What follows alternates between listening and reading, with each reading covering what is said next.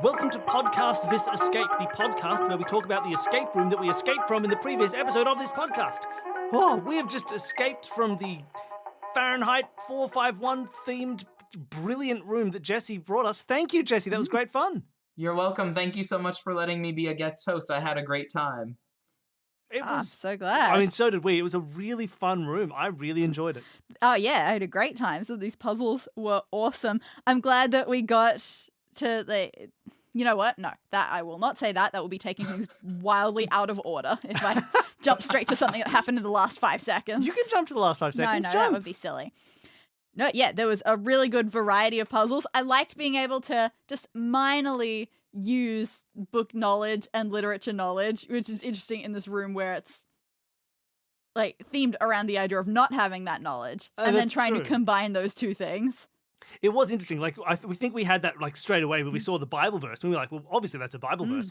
Does our character know that's a Bible verse? How can we make him know that happen? But we didn't have to, because like the only reason we might have to do that is if we sought out a Bible, which wasn't. But instead, we couldn't seek out a Bible. Yeah. We found a Bible, and then it was like, oh, you flick through, like we flicked through the Bible. Oh, you see, there's a Matthew. I assume that Matthew is a pretty chunky section, so it wouldn't take too long. Yeah.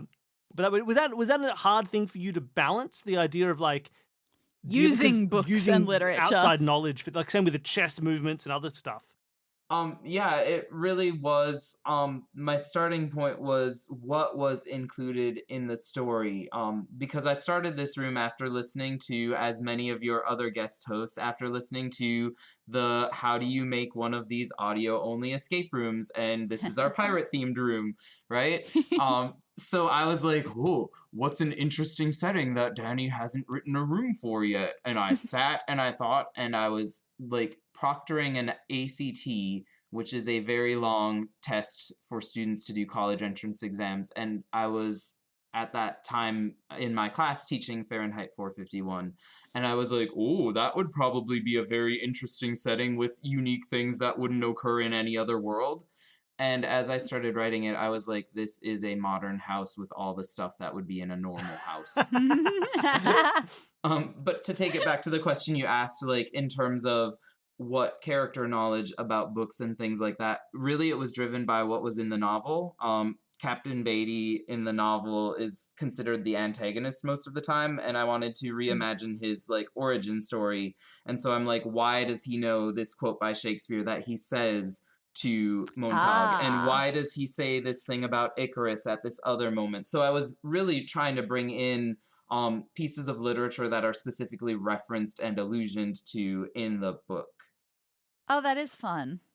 Yeah, again, like, because I haven't read it, and Danny's only read parts, so I'm sure there's lots of people listening along at home being like, oh my god, it's Icarus! Guys, it's Icarus! Woo! Like, I remembered the name Guy Montag. I did not at all remember John Beatty as a character that existed. Yeah, he was the fire captain. He's the one who, spoilers if you haven't read the book, you can pause this or skip forward 30 seconds. He's the one who, when he discovers that Montag has been stashing books from fires, he like brings him to his own home and forces him to burn his books. And then Montag actually turns the fire hose on him and burns him alive. Excellent. It's good to know where we're headed. Yeah, we're so happy to get out of the room.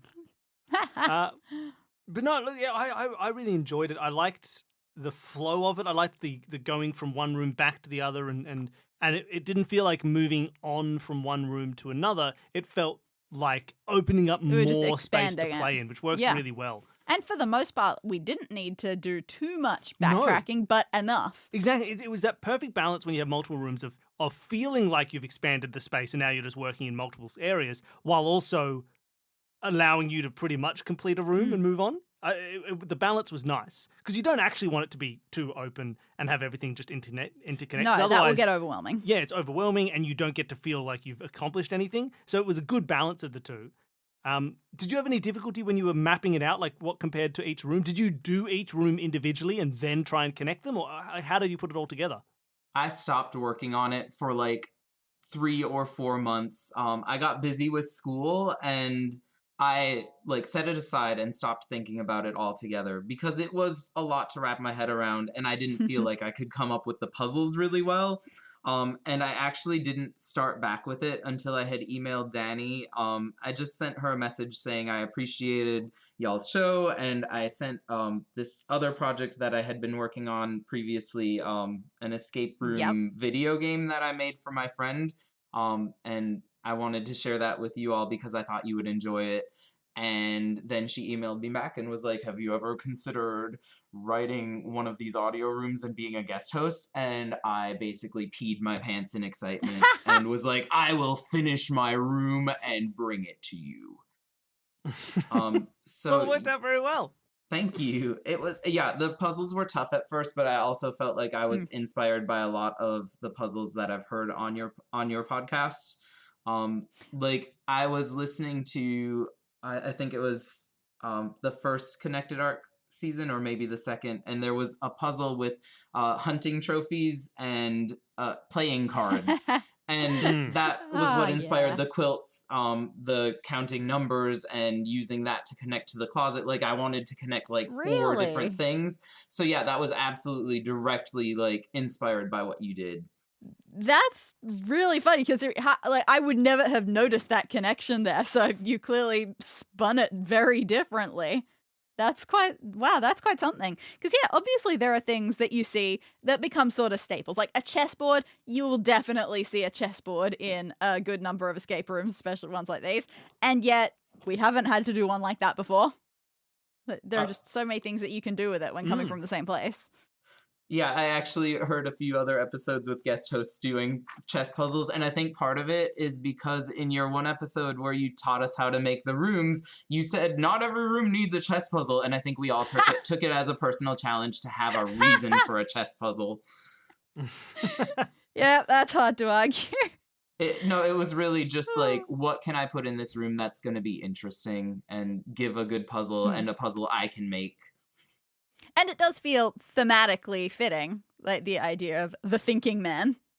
Right, yeah, and I tried to like weave that into the story. I feel like my strength is not puzzle making, my strength is storytelling. Yeah, I'm with you there. That's exactly how I feel. Although I will say with the chess puzzle specifically, that feels like a very ambitious puzzle to make and to trust that it can be done. Did that take a lot of playtesting or working out, or were you worried that people weren't going to have a clear path to follow? How much that feels like a hard puzzle to put together. It took some trial and error on my part, but you noticed it when you were doing the puzzle, like that I gave you some really specific limitations on the board that prevented you from making moves that were bad early on. Like the initial only 2 moves you could do was JU, and then you could do I or L, but you quickly picked up that it was JUL. And once you figured out Julius Caesar, you were pretty quickly able to like identify like kind of the rules of the game. And I did put like a section in my show notes, like in case the group was struggling, like how to kind of prompt them in the right direction. Remembering the spaces was definitely the thing that I was worst at.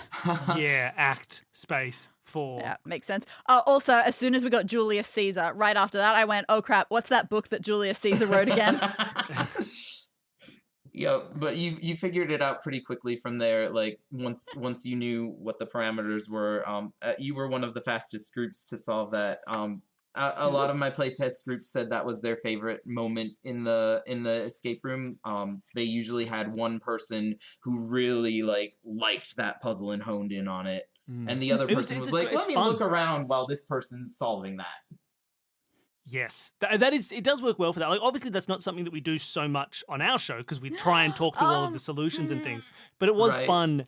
Like, that is a nice design. I just realized something that we didn't realize on the date. No, ask me again when we're talking about favorite puzzles. Okay. But yeah, but no, I do. It is nice to have puzzles like that, especially when you're not making it for a podcast, but instead you're just having people play it. I think it is nice to be able to have certain ones where it's like, hey, you just plug away at that and we'll explore. I think is a fun dynamic, especially for professional sort of like hosted escape rooms that you would like virtual escape rooms that are being run for the players that you book each time rather than for entertainment.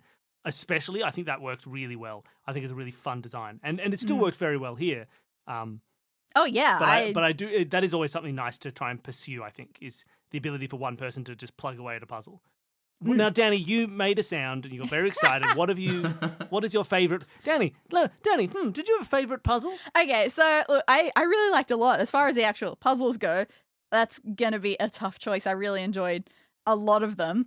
But the one that led to my favorite moment was they're just going, oh, we've got this statue. Its wing is made of something weird. Oh my God, put it in the oven.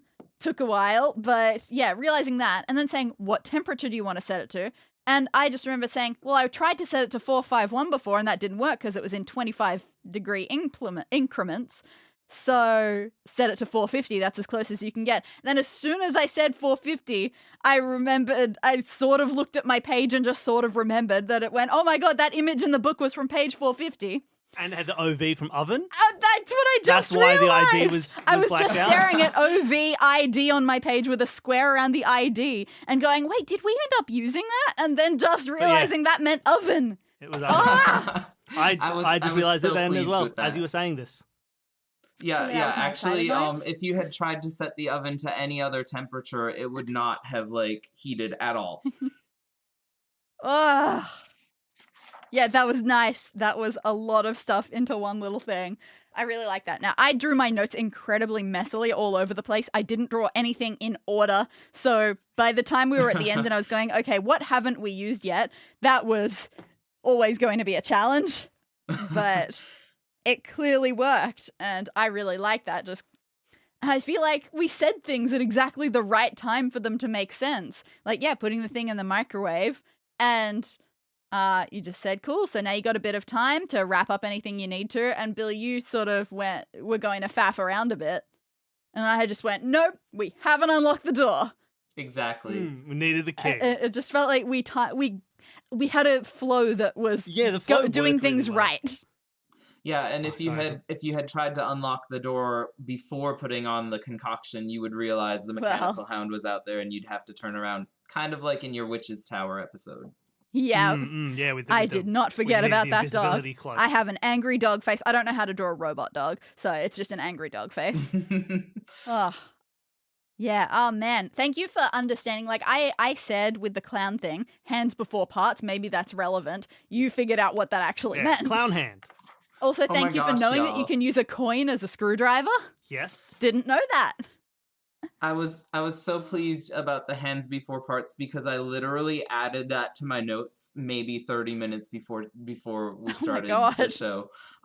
Because I didn't have a good clue from the door. I just had the mechanical hound, and all my groups had eventually gotten the clown thing, but giving that clue made you get it so much more easily with so much less frustration and less hints from me. So I was really pleased that worked. That was good. I really And when you liked found that. it, you were like, what does this mean? Which was great. And speaking of what does this mean, medicine turkey chest. Yep, the key's in the medicine turkey chest. Made perfect sense. I forgot, honestly, when we were doing that, when putting that together, I'd forgotten 100% that we were looking for a key to the medicine chest. So the idea of being like, oh, the medicine chest key. I didn't know. I was just looking for keys, probably. I'd completely forgotten. That's true. I was just thinking of key. Eventually, I worked maybe out the key is in the medicine chest. Yeah. But no, you need a key for the medicine chest. Eventually, I spotted medicine being there, and that was an eye-opener because I had no idea what chest could have meant. That was baffling to me. Even though you had said medicine chest. Yeah, I appreciated y'all finishing that puzzle, even though you could have brute forced it at that point. You got the key is in the turkey. One of my playtest groups were like, we don't need the rest of these magnets, and they just threw them. And it worked. They didn't need to know what the key was for. They figured that out as soon as they found it. But it made me feel really satisfied when you finished that puzzle. And I was glad that there was an is and a C. Yeah. Y'all got that right away. Some of my groups were mad at me. They were like, you should put them right side up. And I thought about it, but I also had some that were upside down, which you all noticed right away. And so I felt like that was a fair kind of hint that even if it looks like fair. is. Yeah. I was so good. happy that y'all noticed that. And you used the right font for it on those things because it does have just one of those subtle, why doesn't that S look quite right? Right. Yeah, it's like ones when there's where the O's are secretly zeros or something. Yeah. And you have to be like, that's a weirdly shaped O. And you can't figure out why for a moment. But yeah, it worked. It was effective. And yeah, man, I feel like we got all of the words, some of them in the right order, like seeing key and the, obviously, they're right there. That's the right. key. Then getting chest. Well, that's weird, but it's definitely a word. And then before medicine, we got turkey. Turkey. And I just went, I mean, that's definitely a word. I don't Well, see how yeah, else that's when we we had can use turkey that chest. It was very RK, strange. but what is happening here? I didn't see how it was going to turn into a sentence. But, yeah, that was great. We have done one similar one to that one this season already in the Magic Garden. Yes, Okay. yes, we did. With a spell, or the rocks that had Yeah. letters written on them. And it doesn't get old. I like No, it. it's a very fun mechanic. And this is slightly different because it had like the orientation being part of the puzzle. Yep, which is not that's true for true. The other one. But the other one had Spaces. being part of the Yeah. puzzle, which I thought was a fun So yeah, way. even the same puzzle that is just put bits of words together, you can make different implementation. challenges Yeah. happen with them. It's great. It was fun. I liked that. I really liked Awesome. the orientation being part of it and having that little trick. I think without the is and see trick, I think that was a really key part of it. I thought that was really fun. Oh, for sure. And that's like, to me, that's what the puzzle was. You know, because yeah, sure, you could do them all right way up. But you could put them all in the right order as well. You know, you could just have a sentence that says the key is inside the turkey, like whatever. That would be super fun. So I think having the orientation be part of the puzzle was very smart and it worked out well. Yeah. Did you have a favorite puzzle that you designed? Was there Yeah. something in this room that you felt most proud of? Oh man, I mean, the chess puzzle was like a centerpiece for me, and I really enjoyed like the password hint and all that. But I think my single favorite thing, just because it stumped so many people, was the image from the Ovid book that was on page 450, and like that Ovid could also be oven if I just smudged the ID. So I really liked So that good. moment. Which sadly we didn't get in the actual episode of I realizing love that you got but- it afterward though. Yep. That's okay. We got to have something to put in the podcast This Escapes that, we got to have good entertainment value in these ones too. Right. Oh, exactly. Yeah, what people The need to listen puzzles to keep coming. for the realizations. Yeah. All right. How hard did you have to search for an appropriate Shakespeare quote that might work? That one was lifted directly from Fahrenheit 451. Beatty says Oh, those is exact it? words to Montag. So I didn't have to search. I just had to like find a Shakespeare book and find like what act and scene and lines that was, which apparently is different from the copy you have. But I'm close surprised enough. that's different in the line numbers. I was too, but I have seen that. It just, I don't know what does that, but I know that I've seen that when doing English tutoring as well. But it may be a formatting. I've been thing, reading yeah. online copies and they've been reading their book copies and we just can't find each other. Yeah. It's one of those things where as well, you kind of sometimes with these, you want like, oh, what's the official thing? And it's probably true that Shakespeare wrote, like, he had a couple different copies where the numbers were off. And so, I don't know, whatever. In my first folio, it was like bothered this, writing and the numbers. second one I did it this way. I'll get out of here. It very likely probably is just a thing like that, like a line that is a little bit long and in the formatting of this book goes on to a new line. Yeah. So they numbered Yeah, it them could just be a and formatting people thing as couldn't well. decide how to number that. Yeah. Like give that a new number or make it all the same. Well, you never know. So, like, I always remember that with our copy of the Canterbury Tales, where it talks about the spelling. And it isn't just about like, oh, there was no consistent spelling back then. It was like, no, Chaucer didn't have consistent. Like, we can't do it. Like, you can't just be like, well, let's do it the way he did it, because he did it different every time he wrote it. So I don't know. We just picked some spelling that we thought would be nice. But, he didn't even write it the same way every time. Because, why not? Why would he? Do you ever get those moments as an English teacher of just saying, no, this is all made up. Everything that you know about the language, it's just what's popular. None of it's real. Absolutely. Like punctuation rules and things like that. For sure. Yeah. Now, don't get me wrong. I love getting my punctuation rules right, but it's all fake. It's like the one about Halley's Comet. Halley's comet should be Halley's the comet, but should actually be Hawley's. Should be Hawley's comet as well. 'cause Yep. The name is wrong. Yeah, and they're different saying, oh yeah, back then spelling wasn't consistent, pronunciation wasn't consistent. Probably more likely that it was Hawley than anything else, but unclear. Say whatever you want. Wow. Ah, people. But no, yeah. Look, going back to the room instead of talking about What was your favorite? my favorite puzzle. Yeah. I liked the chess one, but I didn't really. But I sort of was just following you along for the chess one. We planned it. I did quite like the chess one. I just enjoy that as a mechanic, and it's always satisfying when it resolves because you think it might not. Like we did that. We saw it the first time. We thought, look, we don't know if this is going to work. Let's leave it until we know. I believe we can do this. No, you said but... I hate this. I'm so dumb. Puzzles are silly. Oh, I've never solved a puzzle in my life. I like the clown one just because I like the world building and the viciousness of it. Just the like, and it worked out quite well. And I liked that feeling of it. And a little, again, like it wasn't just following along. It also had that like, wait, hold on, but how do we interpret this? Yeah. I thought it was fun and satisfying when you put it in. We did have that a couple of times where we solved most of a puzzle and then we went, cool, I understand this is a puzzle. I understand this is the element I don't get yet. Let's sit for a moment and see how this works. And yeah, it was about asking the right questions. Like the whole, like, okay, wait, hold on a second. What are the sizes of the pants? Worked out really well. There was something else like that as well. I can't remember what it was. Maybe in the political ad when you were very likely to interpret the numbers and letters his of the appearance and his fashion or whatever. Yeah. I did not. I wrote down keywords from that. I totally missed that they said appearance and fashion. That was tricksy. Some of my groups immediately went to just counting the letters immediately, and some of them took a while for it to. Yeah, that's fair. So has anything substantial changed in the versions of this that you've had playtesters versus the one that we got? I'd say mostly really minor tweaks in terms of the actual solving of puzzles and things like that. Very minimal.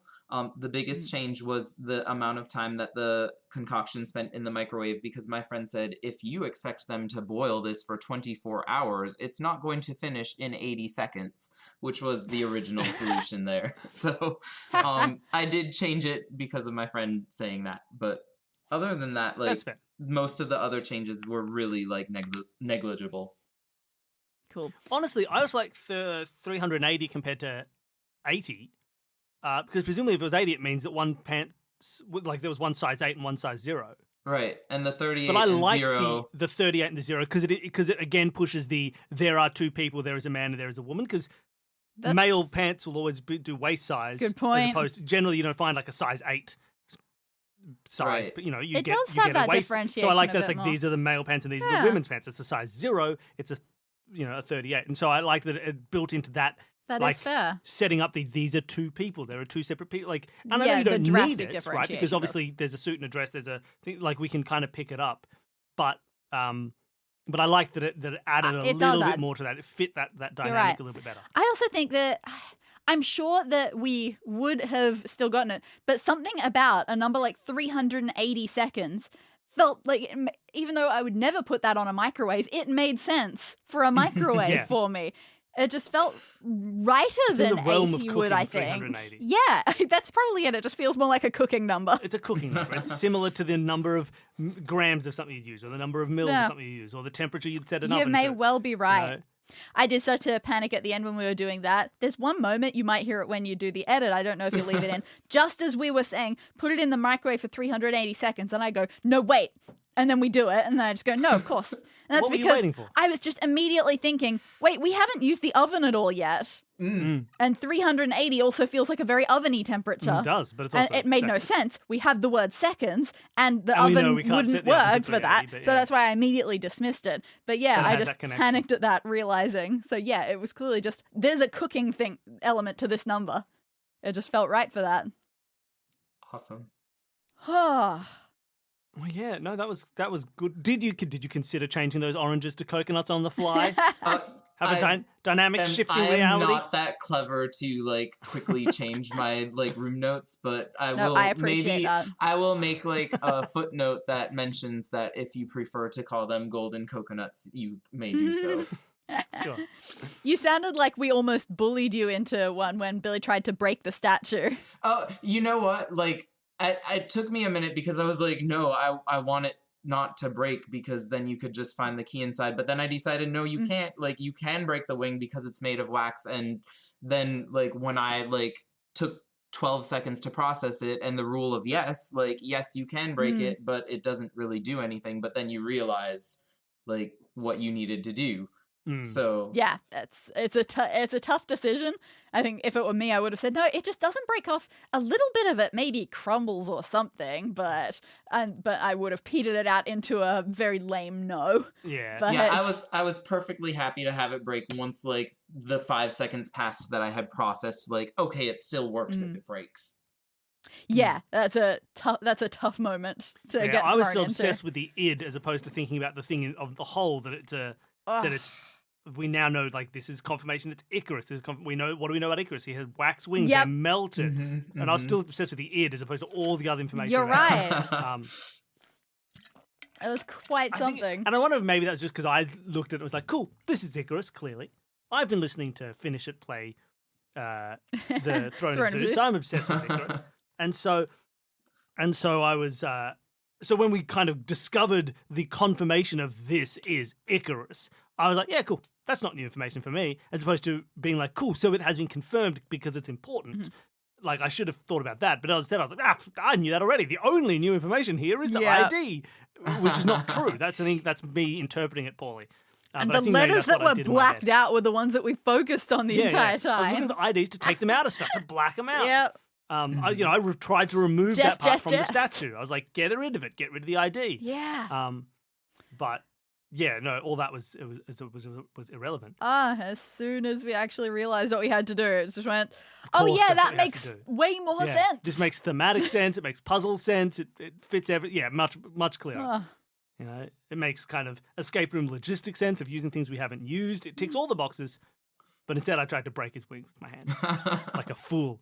Well, look, that was wonderful. I really enjoyed playing through the room. Yeah. Is there anything else that we maybe, any Easter eggs or anything that we didn't notice? Anything that we missed that, like, we almost missed Oven? I mean, like, there were books for various things. Like, if you weren't sure how to remove rust, you could have looked for a home maintenance book and things like that. Or, like, if you needed something to replace the screwdriver, like, you could have, like, looked for a book on home maintenance and found that. But, like, in general, like, you found everything that was important. But I know one thing that you were interested in, and I think, Danny, you wanted to talk about this, but not right away, but now I think we're ready to talk about it, was the ending, right? Like, yes. So y'all chose the, quote, good ending, right? Yeah. So I have to ask you, ending. Like, what made you choose that ending? Oh, it was so clear that he wanted us to know about books. He'd been quoting books at us. He took us to the book room. It was all a test. I'm glad that Billy took charge of it, because as soon as you gave us the third option of, you could attack him, I went, oh, dang. Oh, this can go in many ways. I wanted to look back and say, have I picked up anything in the room that I could use for this? Was there anything in here that I should have noticed was like a specific code left from him that I should say right now? I froze. My most recent playtest group actually chose to attack him, which was so unexpected because everyone else was like the good kids who were like, we're gonna play the way you want us to, which is to pick the good ending. And so it was really like fun for me to see a different like group choose a different ending. And like you essentially get the same ending. Like I'm sure you predicted like this is a choose your own adventure at this moment, but no matter what you choose, essentially the ending is the same. You still become the fire chief. You still hire Guy Montag to replace you. You still go home and do something with the book in your ventilation shaft, except instead you burn it. So like it was really fun for me to see the different ways that groups chose endings. And I think for the podcast, of course, the good ending is best, but it's fun for me that there are different options. It would have made a difference for me had I remembered this character's name and known that he was an existent character that is not going to die right now. That would have made a difference to my feelings of invulnerability. Fair. Were most of your playtesters Fahrenheit 451 familiar? No, actually, most of them either hadn't read it or hadn't read it in recent history enough to like know it well enough to recognize. Most of my playtest groups included at least one teacher, although my last group did not include any teachers. And so it was, it was a lot of fun to see how different people approach things, but they all got there in the end. Yeah.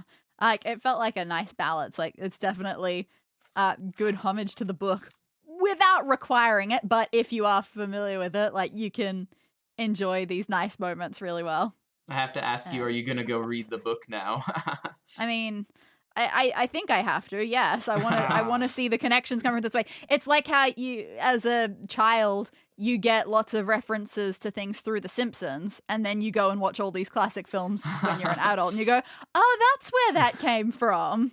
So yeah, I feel like I have to do it now. No, I'm gonna go home. I'm gonna read Stranger in a Strange Land. Is that him? No, is that Robert Heinlein? No, is that Arthur C. Clarke? I think that's Ray Bradbury. What else did Ray Bradbury write? Did he do Stranger in a Strange Land? Dandelion I don't know Wine? if he did. I feel like that was someone else. I think that might be Heinlein. You're Yes, making me, Robert as an A. English Heinlein. teacher, Damn it! doubt myself. Ray Bradbury. What else did you write? There I is know there's something something else. about this era of authors where I The confuse Martian them all. Chronicles is what I was confusing Stranger in a Strange Land with. Ah. All right, well, now he's just got There you go. Ray Bradbury's I'm gonna entire book read list up. The Illustrated Man. I'm only ever going to read The October Country and nothing else. Ooh, I Sing the Body I Electric, Sing the Body which Electric may is a or may good not title. have an exclamation mark. That's a Philip K. Dick style title. It kind I of Sing the Body is. Electric. Yeah, that's where I got stuck mostly. I get into the Philip K. Dick short stories. Well, there you go. I Uh, apologize. But no, I was getting the Martian Chronicles confused. For everybody playing along at home.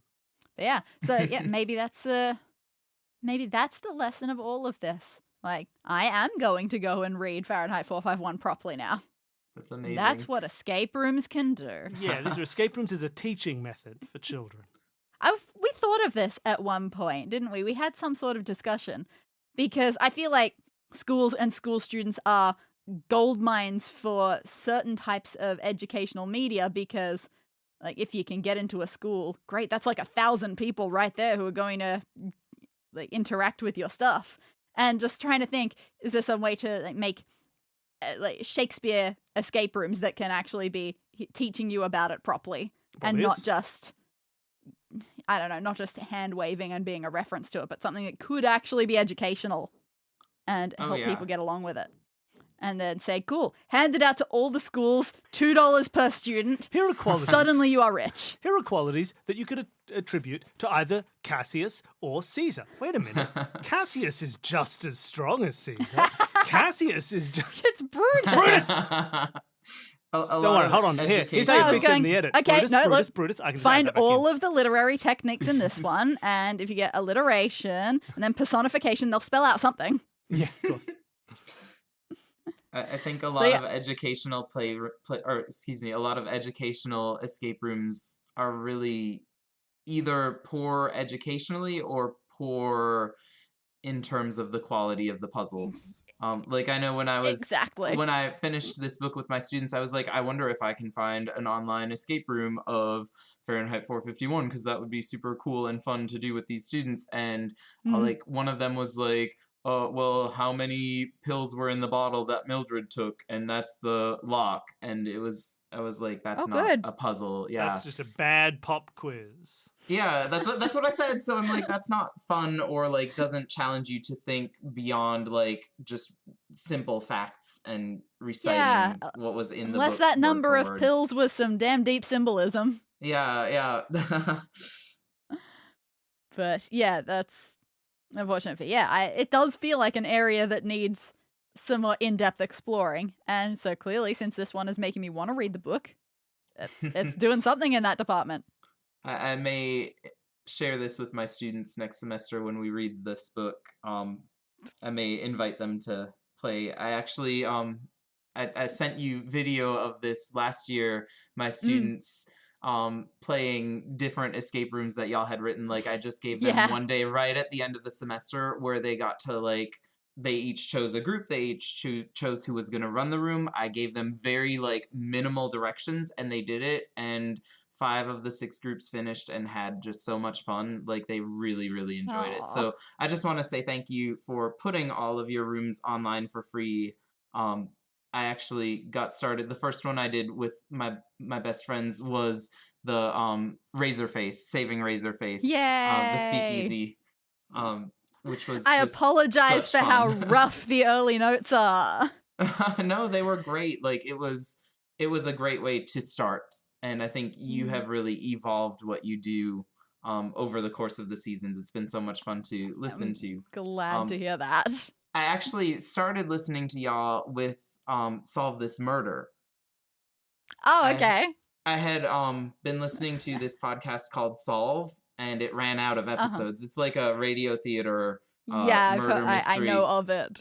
It's more radio theater than like actual solving. So it was fun to listen to, but then I found your podcast and I was like, oh, this is really interesting. And then I was just like not able to stop listening.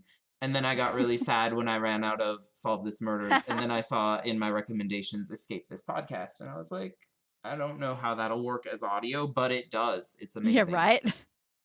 Will you ever do a how to write Solve This Murder and have guests on there? If I had any idea how to write Solve This Murders, then yes, totally. But I'm still figuring that out. I'll be waiting for that episode because I would love to someday learn to do that.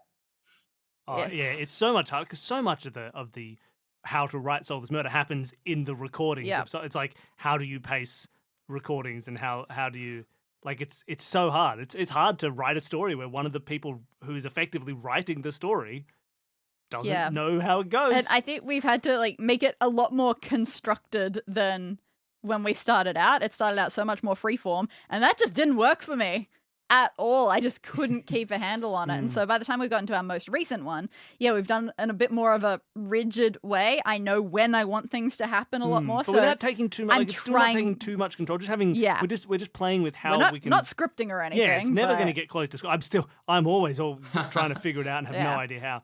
But yeah, it's hard as well because like it's also hard because it's improv, but it's also improv that can't change. We can't yes and stuff. Yeah, right. Because you can't, because you're also trying to make a guessable and understandable puzzle that can be solved by the listener. And if reality becomes fluid based on what suits the story, then it stops suiting the mystery and the puzzle. Reality needs to be real. There needs to be an innate truth that other people can find hints of, even if I'm not. So it's hard because if it was an improv thing, if you were improvising a mystery story, you just improvise like, all right, you know what, that person is the killer now. Well, okay, yeah, there is a person there. And that but terrifies you also me. want it to be an honest mystery that listeners have the capacity to solve from day one, based on information they get. So, they probably can't, but like they have, everything is true. Nothing, the truth of any matter never changes based on pacing or story. And that is where it becomes a hard thing to balance. It's so easy to accidentally retcon and and give importance to things that aren't important. Right? You shouldn't and can't retcon because it's like, no, there has to be something that is true innately because it needs to be guessable and solvable. Yeah, so I will happily share my notes for them. They just may not be very helpful. Yeah, it's rough. It's interesting. All right, but that's not this show. This isn't podcast this my murder. bad. Yeah, we don't. No, we don't have that. So this is the only place to have it. No, we're doing it in autopsies now. All right, well, that was wonderful. Thank you so much for coming on and bringing us this room. Yeah, we had a wonderful time. Thank you. We've kept you for many hours now. Yeah, it's after midnight here all of a sudden. I have one more small gift for you, and it is in the very bottom of my show notes, which I'll send to you after we finish recording. I using the same software I used to make that game for my friend, I actually made a playable version of The Witch's Tower of your Escape This Podcast Season 1, Episode 5. So I'm putting that I'm putting it in the show notes as if with your permission, because I didn't ask your permission, which the show notes say I have to do. May I put this in the episode notes? And then it is a free Windows PC download that you and any other listener or anyone who would can find that link may click on and download to Yeah, their PC. of course. I think we can grant I it just guess this so. once. No, that's wonderful. That's amazing. Everybody, yeah, we'll put that in the That's the notes really to cool. this as well. That's and again, fantastic. man, I apologize. Some of the notes for that room a little rough. Well, the game's going to smooth it all out. That's fantastic. That'll be. I'm super excited to check that out. You have clearly put in a huge amount of effort into all of this. I good had on so you. much fun. It was just a matter of like I wanted to see like could I take it from the audio format and make it into a like video game format. It was all like I wanted to play and test out my skills coding. The birds are bats because my assets were really limited. So You know what? Maybe that'll work better and cause less cuckoo clock confusion. you know, it is what it is. Ah. All right. Well, thank y'all so much for having me on the show. I had a great time, and I'm sorry if I was like fanboying out too much. No, it was wonderful. All right, thank you so much for coming on and running that room. And thank you, everybody at home, for listening. I hope you enjoyed it. This has been a fun... We're almost at the end of this series. Yeah, there's only one more left, I think, before we hit Christmas and then episode. a Christmas episode. And then, Woo. yeah. But thank you so much. It's been a good batch. If you enjoyed the show, tell a friend about it. It's the easiest way to... Like, podcast advertising is such an impossible field. It's always it's all hit and miss and very difficult to find anybody that works out. So our best option for advertising and growing the show is if you tell a friend or an enemy or somebody else. Legitimately, if you want to help the show and you can sign up for the Patreon. That's absolutely wonderful. But also, you have the power to help the show by just telling someone. If all of you get one person to listen, that doubles our numbers. So that would be amazing. If you're Australian, can you get 2 people to listen? Yeah, boost our Need more Australian audience. Australians. Australians, go tell all your friends. You're out of lockdown now. Go hang out with... Well, we could be back in lockdown by this point. I have no idea. But yeah, go tell someone. But yes, otherwise, if you want to support the show and the network and all the stuff that we make, you can go to our Patreon. There's a link in the show notes. And you can support us. Anybody at any level has the chance to appear as an NPC in a room that Danny creates. And I think from this point, murder mysteries as well. Yep. And also we have bonus episodes, bonus audio you can hear. Usually you can hear the playtests of our rooms. Instead for this season, because we're not playtesting, we're doing like a Remember This podcast. It's like we're doing Podcast This Escape, but for our original season. So tearing apart the notes and seeing what should have been made better if we were making them now. Exactly. We also do 2-minute mysteries where we try and solve little mini murder mysteries, and we do a couple of those every episode, which is a great fun series that we've been doing. And lots of other stuff. $10 gets you badges and other fun things like that. But it's a great way to support us. We rely on it for food, so it's helpful. Yeah, and when he says supporting us and supporting the network is us. The network it's is just us. You support us so we can eat enough food to keep producing content. Speaking of, it's 3:15 in the afternoon. I have not eaten yet. We should probably go have do some that. food ourselves. All right, thank you so much, everybody, for listening. Thank you again, Jesse, for coming and running the room. It was fantastic. And thank you, Danny, for taking the lead and making us go That was places we need to go. intimidating. Yeah, well, that's what happens. You take the reins. You got to take the responsibility. Ridiculous. All right, bye, everybody. Bye. Thank you.